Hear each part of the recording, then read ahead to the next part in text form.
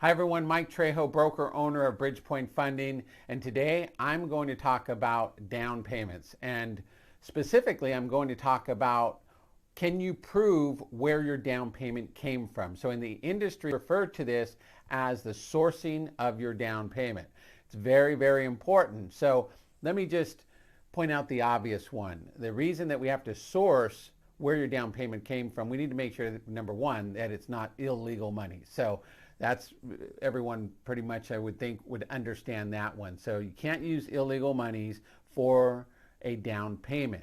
So this often comes up because a lot of times clients will have money that has been deposited into their account. And typically in the industry, we need to see 60 days worth of bank statements. At the very minimum, we need to see 1 month. So we always need to see at least 1 month, and in many cases, we'll need to see 2 months or 60 days worth of bank statements. So when we comb through and we go through the bank statements, we'll often identify deposits, and they're sometimes large deposits, $5, $10, $20,000 deposits.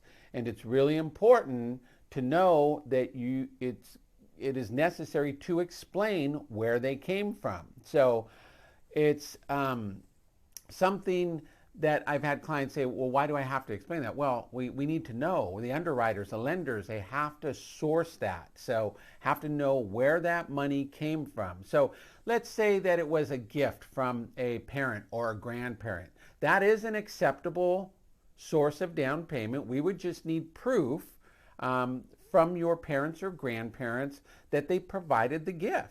So that could be in the form of their bank statements, right? So we can see that the money that came out of their account into your account in the same exact dollar amount on the same day. Well, that's going to show that the money was transferred. We get a gift letter. We're good. Don't have to explain anything. Let's say that there's a large deposit and we cannot get the documentation for whatever reason. The documentation isn't available. Maybe the client doesn't want to provide it. Then we're going to have issues because there's a large deposit that's not explainable. We will not be able to use that as part of the down payment. Now, another thing that I want to discuss here, and it goes hand in hand with the sourcing, and that we see a lot of, is transferring between various accounts. I had one transaction several years ago where there were well over 20 transfers between, it was either 4 or 5 accounts. It might have even been as high as 30. And it was very, very challenging for both my team and the underwriter to figure out where the monies came from, where they ultimately went. It was challenging for my client. Client didn't know. We didn't have, unfortunately, we did not have the opportunity to do that at pre-approval. It was a rush situation.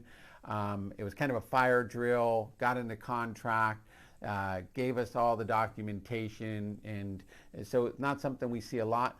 Ultimately, thank goodness we were able to identify them and we were able to close on that transaction. What's ideal is that we do the pre-approval, we review the documents in advance, we identify any issues with large deposits so that we can find out if there's going to be any issues. Or oftentimes it'll also come up in the conversation as my preliminary conversation with my clients, through the questions and kind of asking where the down payment's coming from. So there are situations where the monies that has been deposited, they're acceptable. So for instance, if you sell a car and you can prove that you sold the car, you can prove that you purchased a car, have all the documentation, pink slip, and they transfer the money and all the numbers line up, that is a situation where it can be possible to use that money. Now, if you sell a car, you deposit $10,000, $15,000 in cash, but you can't provide any documentation,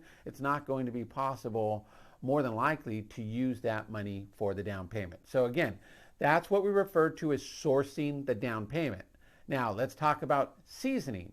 Seasoning means that the money has been there for the amount of time that is required for the loan. So in almost all cases, 2 months or 60 days worth of bank statements is going to be acceptable. There are situations, certain types of loans, where only 30 days may be required. So let's just say, for the sake of this conversation, it's 60 days. and there are no large deposits and there's no transfers and there's $150,000 in the account or $50,000, whatever the amount is, and the beginning balance and the ending balance makes sense, and there's no large deposits. It's going to be fairly simple and straightforward to move forward with the loan. So if you have any questions on the sourcing of the down payment, and if you have any deposits, and there are so many different scenarios. Self-employed often will have large deposits. 1099 employees who contract and bill out will often have large deposits once they receive payments. General contractors who receive large payments. I mean, I can go on and on and on. So a lot of these we can prove.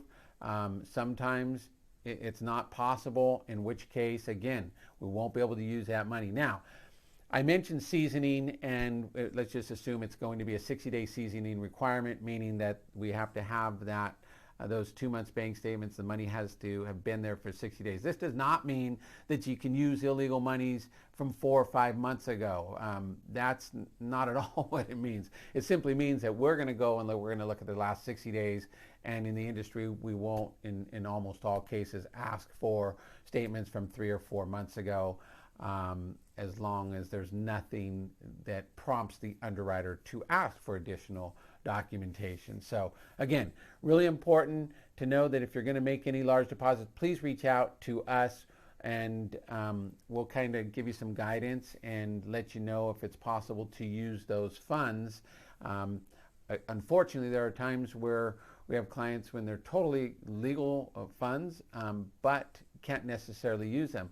Another situation that we come across frequently in the industry is cash on hand. So some folks will keep money at home in a safe, large sums of money, $10,000, $15,000, $20,000.